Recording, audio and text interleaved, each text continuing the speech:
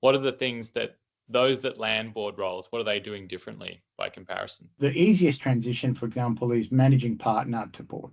So managing partners are not really lawyers. You know, they have a legal background originally, but they're people that have made a career out of managing resources, managing people, managing businesses. And so for the managing partners, it's a fairly straightforward transition onto a board role, in the same way that a CEO transitions to board roles fairly easily. For everyone else, the reason to put you on a board is your knowledge of the business, again, what you bring to that board, being a team player. So the people, their networks, the people that are making themselves available to other board members to solve problems, the people who are active, who are open to repackaging their experience in a way that speaks to directors, and they themselves are now speaking like directors rather than speaking like lawyers. The people that repackage themselves, the people that learn that language of directors, and the people who broaden their networks are the ones who are kicking goals and making that transition very, very well. Yeah, okay. And how do you tell then, say you're not a managing director, you're not a CEO, but you're an experienced legal professional, you might be sort of in-house legal counsel. How do you tell you may be ready for it? We run a program around that specific work. So firstly, it's your CV, your LinkedIn profile, how you introduce yourself. It does require a translation. So instead of talking about the cases you won, you might have you would talk about the situations that you resolved. What are the commercial things you achieved? What are how much money did you help a company save?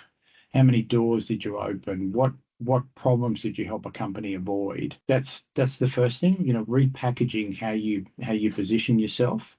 There is then a learning around how directors talk, and directors have, being a director is a talking game, a talking job. And you learn that by talking to other directors, and it really requires a whole of business view.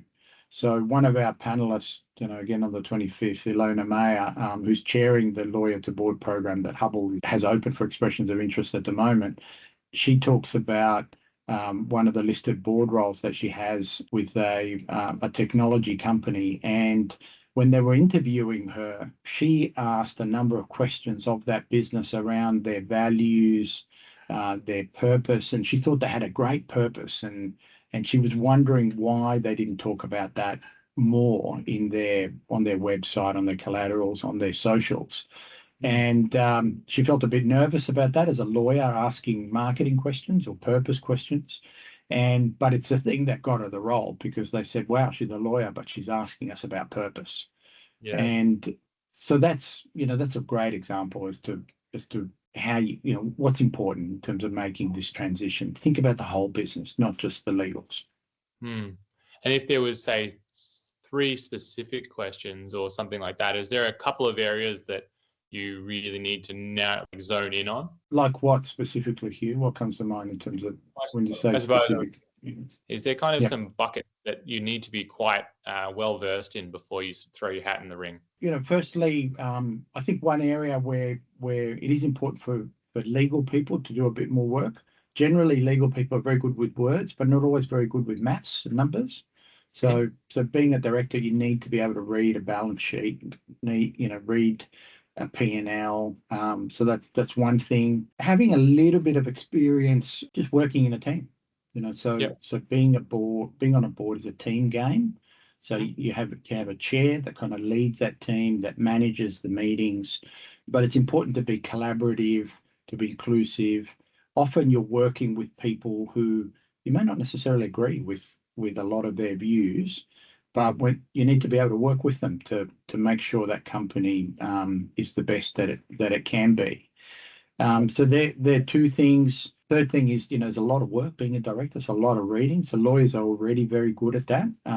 And a lot of boards really value the lawyers that are on their boards, because they'll get that reading done and they don't have to worry about as much, because they know that the lawyers are looking after it.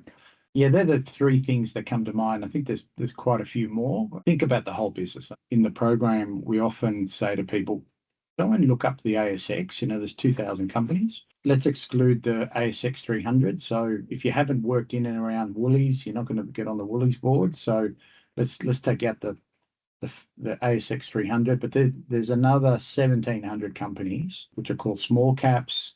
There's a lot of great businesses there. Have a look at those and find 5 to 10 that you really like, that you're interested in. That exercise is really good to kind of help you think about which businesses you like, which sectors you like. It's really good to zero in on the companies that you'd love to serve on, companies where you think you can do a better job than the existing directors, where you have a lot to contribute. And when you meet directors from those businesses, or if you request meetings with them, there's a great opportunity to talk about the business, and again, there should be businesses you're interested in. And if you can't talk the business, or you're not really that interested in that business, you've got no business being on that board. Yeah, good point. And to that, if you were starting from scratch today, what would you do? How would you go about positioning yourself? Look, what I would say, I would actually start there. What are the my top 10 dream companies on the stock exchange? And we go to the ASX because of transparency. There's thousands more companies out there that have boards that you could go after, but it's hard to see where they are, who they are. The listed companies, we can see who the directors are. There's annual reports. We can see what business they're in. We can see what their strategy is. We can see their financials. If you read 5 to 10 years worth of annual reports, you get a really good idea of where these companies are going or what's happening. And you start there. What's the makeup of those board members? What skills do they have? Are there lawyers on those boards? When you look them up on LinkedIn, what are their backgrounds? What did they do? What are their not-for-profits? What are their networks? Who's connected with them? Is there someone that that could give you an introduction? So that's one place to start. You want to be talking to lots of directors. You want to look at your CV, your LinkedIn profile, and reshape it so that it speaks to directors as opposed to speaking to other lawyers or speaking to your clients, for example. Yeah. And how do you start to then strategically build that network? So you find the people you're interested in, you find those companies, but how do you start to zero in on that? Yeah, so find the people you're interested in, then you go and hang out wherever they hang out. What are the conferences that they're speaking at? What are the issues that they care about? Who are they connected to? Set up alerts on Google. When they come up in the Fin Review, ping them on LinkedIn. Send them a note. I saw your name on this. Very aware that journalists don't always get everything straight in every article that they write. I'd love to hear the real story about this business. Would you take a meeting with me? Would you have a coffee? Can I buy you a glass of wine? And you'll be amazed how many directors will take those meetings. They will ask you questions. If you're starting on your board journey, the key question that they're going to ask you is, what kind of boards are you looking for? So if you've done that exercise, if you've got 10 companies, you can actually rattle off the sectors or the stages, or you might say, I would love to work in a founder-led business where we have to rein in the founder somehow. Or if you've done lots of M&A transactions or capital raising transactions, you could be a capital markets director where you help companies get funded, as they progress through the ASX. There's lots of ways to position yourself, but you've got to have a great answer when they say, what kinds of boards are you interested in? And then when you answer that, you typically get a question, or you might say, look, I'm interested in healthcare boards. The next question is why? Why are you interested in healthcare boards? What is it? So it's a bit like a lot of things in business. Your purpose needs to be very clear. Why do you want to be on boards? Are you just bored with the law? You're looking for the next thing, or there's a real purpose behind what you're doing? And how long does it take from sort of beginning that exercise, realistically, someone with a decent track record, how long would it take from the time they've done that exercise through to potentially securing a board appointment? Look, it depends on how much work you've done work you've done in terms of the things that I talked about, the repackaging, learning the language of being a director, and how deep your networks are. So there's a very good example. So in the commercial world, executives, for example, male executives tend to generally, and this is a gross generalization, there's exceptions to everything, but generally men don't always prioritize the work. They make a point of networking. So they drop in to some drinks and have a brief conversation with the chair. Throughout their careers, doesn't matter how busy they are, they tend to stay connected with people. And, they're probably not very deep networks, but they're very broad networks. So if you're someone who's done quite a bit of that, you transition really fast into boardland. So you might quit your executive jobs, and within 6 months, you'll have three well-paying board roles. And that's what happens with a lot of male executives. Female executives have a very different journey. Again, speaking very generally, there's exceptions to everything, but generally, the female executives often prioritize the work, not the networking. So they don't go to drinks, they don't go to the functions, they don't go to that many events because they've got a ton of work to do. And so they try and get that work done. They don't do the networking, and then when they do go to transition or they quit their executive jobs, then they've got deeper networks, but they're very narrow. And so because they don't have those broad networks, it takes on average 2 years, for example, for women with the same skills as those men who've done a lot of networking throughout their careers. It might take them 2 years compared to 3 months. And wow. So I think the answer to your question is it depends on how much you've invested in developing that asset, which is your networks and people that know you. And going back to why we focus on creating known entities in our program. Fantastic. Yeah, that's really interesting. So that networking is absolutely key. Okay. Absolutely key. Keep up with people. Ring them. If somebody gives you some advice, career advice, you might act on it. Who goes back a year later and closes the loop with that person? Hardly anybody. But the people who do really well out of it. If someone's contributed to your career, take them out for a drink a year later. I did what you said, and here I am now. Or maybe you didn't do what they said, but did you implement properly? Did you miss something? Did you misunderstand what they said? Maybe they've changed their minds.